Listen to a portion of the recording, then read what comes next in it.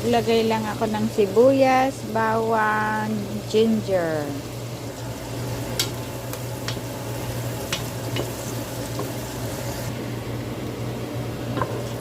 Then, I put dried small fish or dilis in Tagalog.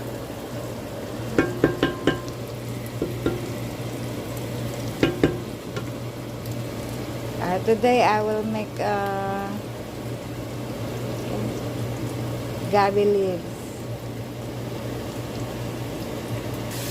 Nilagyan ko lang ng konting bagoong pampalasa.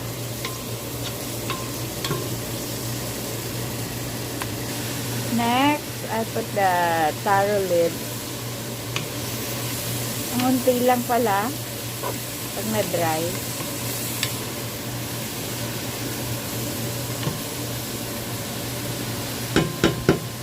Isang tali yung binili ko, ang unti.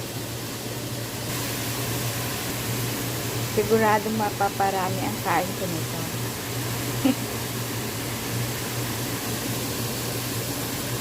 Dinagdagan ko ng nilagyan ko na ng coconut